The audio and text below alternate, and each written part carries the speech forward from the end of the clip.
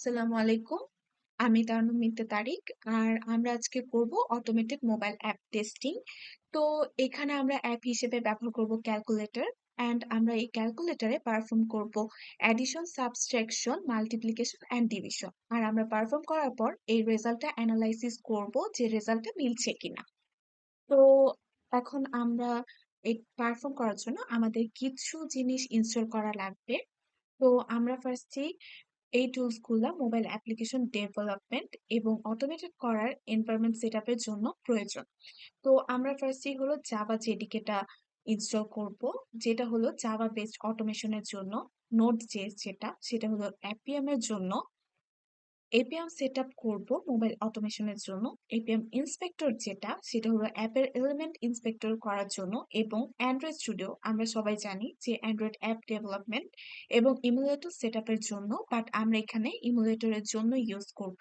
আর লাস্টে যেটা, সেটা হলো এক্লিপস। এখানে আমরা জাভা অ্যাপটার কোড রানিং করব। আচ্ছা, এটা হলো মোটামুটি একটা ওভারভিউ। তো আমরা ফার্স্টে যেটা করব সেটা হলো জাভা জেডিকে ইনস্টল। তো আমরা আস্তে আস্তে এসব শুরু করি। আম, তো আমি এটা এখানে রাখলাম, কমান্ড প্রম্পটটা অন করি। আচ্ছা, প্রম্পট আর ওকে। তো ফার্স্ট, তো আমরা এখানে দেখবো যে জাভা জেডিকেটা ইনস্টল আছে কিনা। তো আমি ফার্স্টে জাভা, তো আমার এখানে ইনস্টল। যদি কারো ইনস্টল না থাকে তাহলে আমরা এই লিঙ্কে যাব। যাওয়ার পর এখানে আমরা যেহেতু জেডিকে 23 নিয়ে কাজ করছি, তো আমরা এখানে উইন্ডোজের জন্য যেটা, উইন্ডোজের আমরা এমএসআই ইনস্টলার, এটা আমরা ইনস্টল করেছি। তো এখান থেকে ইনস্টল করে নিব। তারপর আমরা, তারপর স্টেপে ছিল হলো নোট জেএস, যেটা সেই নোট জেএস এরটা। তো আমরা ফার্স্টে নোট জেএস আছে কিনা সেটা খেয়াল করবো। নোট মাইনাস পি, ওকে আছে। তারপর npm -v আছে। আচ্ছা আছে। যদি কারো না থাকে তখন নোড.জেএস এখানে করব। এখন নোড.জেএস এর 23 ভার্সনটা আছে, আমরা 22 ভার্সন দিয়ে করব। আচ্ছা, তো নোড.জেএস এর পর আমাদের অ্যান্ড্রয়েড স্টুডিও। আচ্ছা, অ্যান্ড্রয়েড স্টুডিও আমার ডাউনলোড করাই। যদি কারো ডাউনলোড না থাকে তাহলে এই লিঙ্কে যাব। যার পর আমরা হলো লেডি বাগটাই ডাউনলোড করব। আমরা লেডি বাগই কাজ করছি। তো আমি অ্যান্ড্রয়েড স্টুডিওটা অন করি।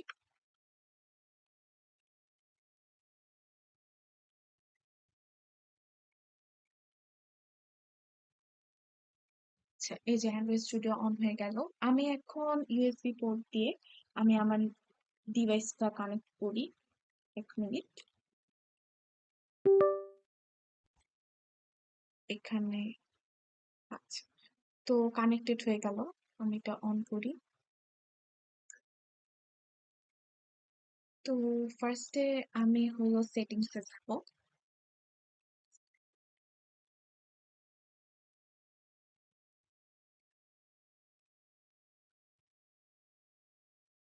সেটিংসে যাওয়ার পর অ্যাবাউট ফোনে যাব। অ্যাবাউট ফোনে যাওয়ার পর সফটওয়্যার ইনফরমেশনে যাব। এখানে বিল্ড নাম্বার, এখানে কয়েকবার ক্লিক করব। ক্লিক করলে এখানে দেখবো যে ডেভেলপার মোড এনাবলড হবে।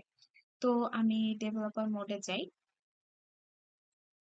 ডেভেলপার অপশনে যাওয়ার পর আমি এখানে এনেবল করব ইউএসবি ডিবাগিং অপশনটা। ওকে, এইটুকু কাজ ডান করার পর আমি আমার ক্যালকুলেটর অ্যাপে যাব। এই যে ক্যালকুলেটর অ্যাপ অন, এভাবে আমি রেখে দিব। তো আমার এখানে অ্যান্ড্রয়েড স্টুডিওর কাজ শেষ। তো আমি এটা নিচে রেখে দিলাম। আচ্ছা, তারপর হলো অ্যাপিএম ডাউনলোড অ্যান্ড সেট আপ। আচ্ছা, তো আমি ফার্স্টে দেখি যে আমার এপিএম ডাউনলোড আছে কিনা। এপিএম মাইনাস, আচ্ছা, আমার এখানে ডাউনলোড। যদি কারো ডাউনলোড না থাকে তাহলে আমরা npm এর মাধ্যমে এপিএমটা ডাউনলোড করতে পারবো এই কমান্ড দিয়ে। তারপর যদি, তারপর হলো এপিএম ডক্টর, যেটা সেটা হলো অপশনাল, বাট আমরা ডাউনলোড করব। কারণ এপিএম ডক্টর দিয়ে আমরা জানতে পারি যে সবগুলো ডিপেন্ডেন্সিস ঠিকভাবে ডাউনলোডেড আছে কিনা এপিএম এর। তো আমি ইনস্টল করি। আচ্ছা, একটু টাইম নিবে, বাট এটা হলো করা প্রয়োজন ঠিকঠাক ভাবে টেস্টিং এর জন্য।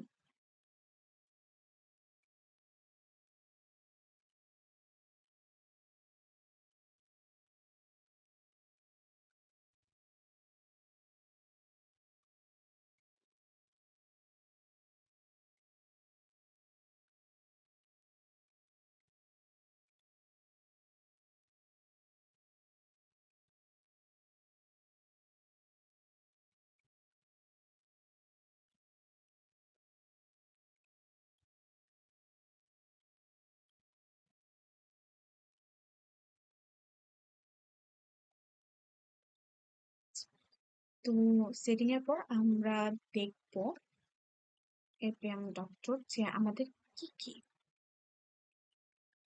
এনভায়রনমেন্ট ঠিকঠাক আছে কিনা। আচ্ছা, এখানে দেখবো যে আচ্ছা, এই যে এই জায়গাটুকু আমাদের খেয়াল রাখতে হবে যে সবকিছু ঠিকঠাক সেট করা আছে কিনা। তো ফার্স্টে যদি এখানে কারোটা ক্রস থাকে, যে জাভা হোম, যেটা জাভা জেডিকে এর জন্য, অ্যান্ড্রয়েড হোম হলো এই যে অ্যান্ড্রয়েড স্টুডিও ডাউনলোড করার পর যেই এসডিকেটা, নোট ভার্সন, নোট আমাদের ডাউনলোড, নোট জেএসও ডাউনলোড, এপিএম হোমও ডাউনলোড। আচ্ছা, যদি কারো না থাকে তখন আমরা এনভায়রনমেন্ট ভেরিয়েবলে যাব, এডিট এনভায়রনমেন্ট ভেরিয়েবল। এখান থেকে এই যে আমরা এই যে জাভা হোম, নোট হোম সবকিছু আমরা এখানে এডিট করা যায়। আর অনেক পাথও অ্যাড করা হয়েছে, কোনো পাথ অ্যাড না থাকলে আমরা এখানে এডিট করে অ্যাড করতে পারি। আচ্ছা, তো যেহেতু আমাদের এখানে সবগুলো আছে, তো আমি হলো এখন এপিএম ড্রাইভারটা দেখি, এপিএম ড্রাইভার লিস্টটা দেখি।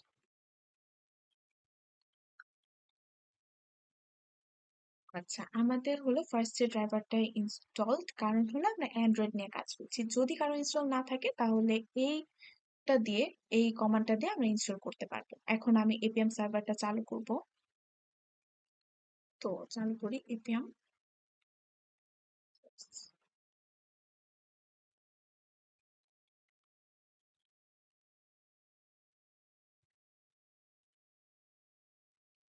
আমার এখানে কাজ ডান। এখন আমরা এপিএম ইন্সপেক্টর, এপিএম ইন্সপেক্টর যেটা, সেটা আমি অ্যাপটা ডাউনলোড করেছি। তো যাদের অ্যাপ নেই তারা হলো ওয়েব ভার্সন দিয়েও কাজ করতে পারবে, বাট আমি অ্যাপ দিয়ে কাজ করতে পছন্দ করি। আচ্ছা, তারপর হলো এখানে যেগুলো, এখানে ফিল আপের জন্য আমাদের তার আগে এডিবি ড্রাইভার নিয়ে কিছু একটা কাজ করতে হবে। তো আমি আবার কমান্ড প্রম্পটটা অন করি। কমান্ড প্রম্পটটা অন করার পর আমি এখানে এডিবি স্টার্ট সার্ভার নিই, তারপর এডিবি ডিভাইসেস। আচ্ছা, আমি এখানে কমান্ড গুলা কপি পেস্ট করছি।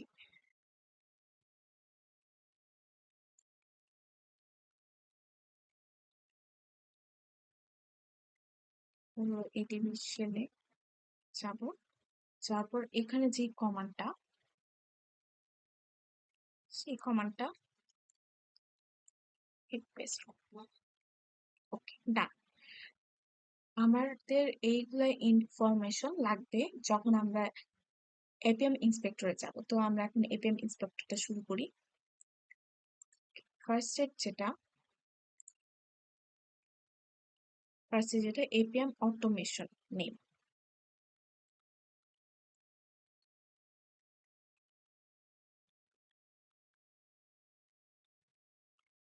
এপিএম অটোমেশন নেম আমরা যেটা করব, ইউআই অটোমোটর, যেই ড্রাইভারটা আমরা তখন ইনস্টল করলাম সেটা দিব। তারপর যেটা করব সেটা হলো এপিএম প্ল্যাটফর্ম নেম, আমরা অ্যান্ড্রয়েড ইউজ করছি তো আমরা এখানে নেম অ্যান্ড্রয়েড দিব।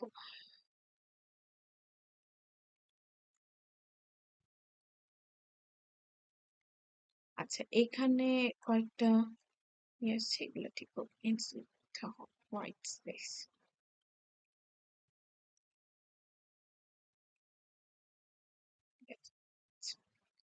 তারপর যেটা করব সেটা হলো এপিএম ডিভাইস নেম। আচ্ছা, এই ডিভাইস নেমটা হলো আমাদের নিজেদের ডিভাইস নেম যেটা,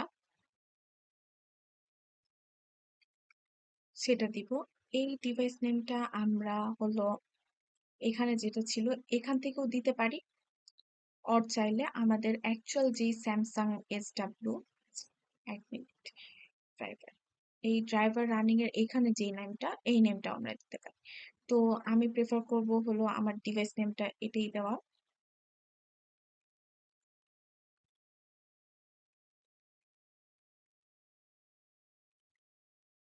সামনে কোনো হোয়াইট স্পেস দেওয়া যাবে না তাহলে।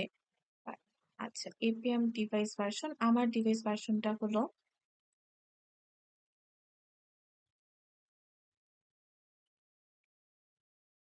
আমার ডিভাইস ভার্সন হলো 11।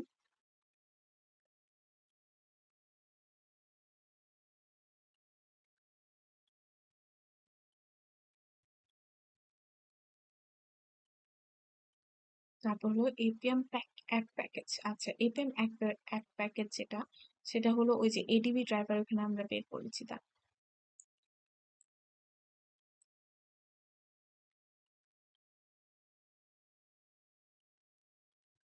আরেকটা প্যাকেজ এন্ড হলো অ্যাক্টিভিটি।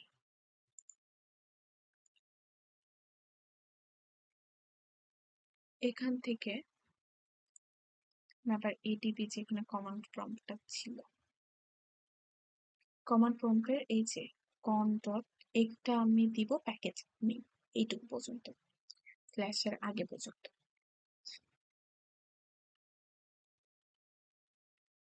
So, এখানে পাবো হোয়াইট স্পেসের একটা ঝামেলা আছে। সেম যে অ্যাক্টিভিটিটা তার পরেরটুকু আমি দিব।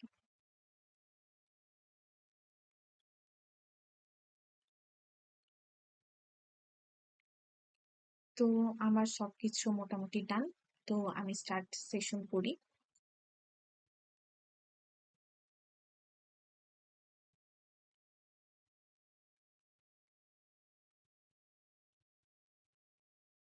আচ্ছা, এই যে এখানে, তো আমি এখান থেকে, আচ্ছা আমার রোল যেহেতু 92, তো আমি সবগুলো অপারেশন 9 আর 2 এর মধ্যে করব।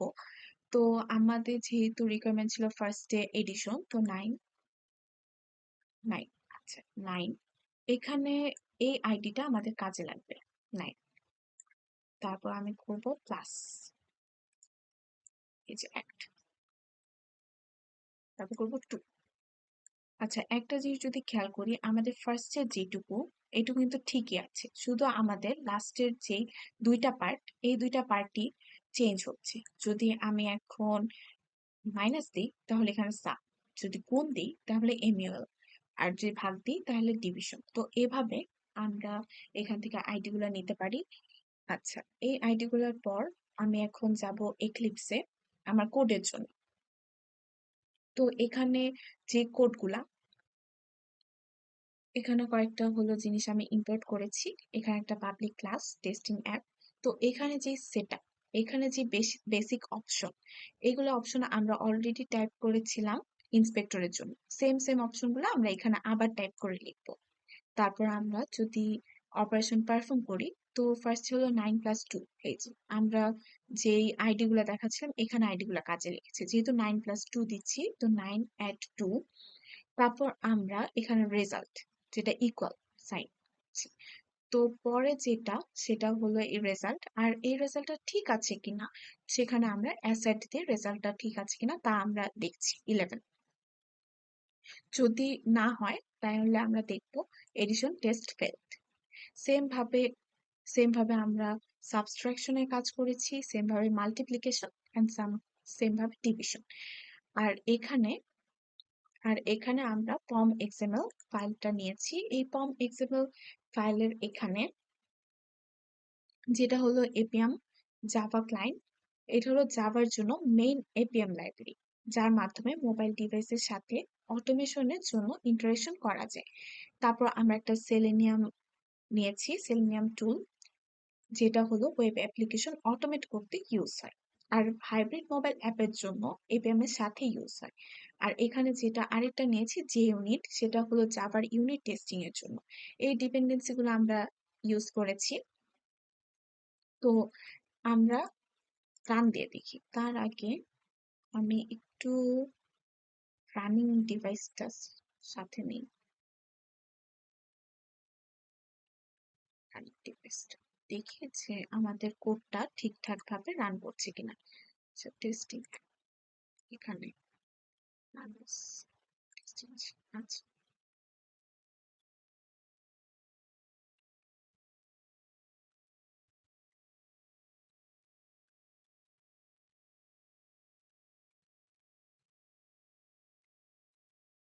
আচ্ছা, এখন পর্যন্ত ওয়ার্কিং 10। আচ্ছা, এখানে পাসেস ওয়ান। তো আমাদের এটাই কাজ ছিল যে ক্যালকুলেটর অ্যাপ দিয়ে টেস্টিং। তো আমাদের যেহেতু সাকসেসফুল এসেছে, তো এভাবেই আমরা হলো অটোমেটেড মোবাইল অ্যাপ টেস্টিং গুলো করতে পারি। তো ধন্যবাদ এতক্ষণ সাথে থাকার জন্য। Thank you.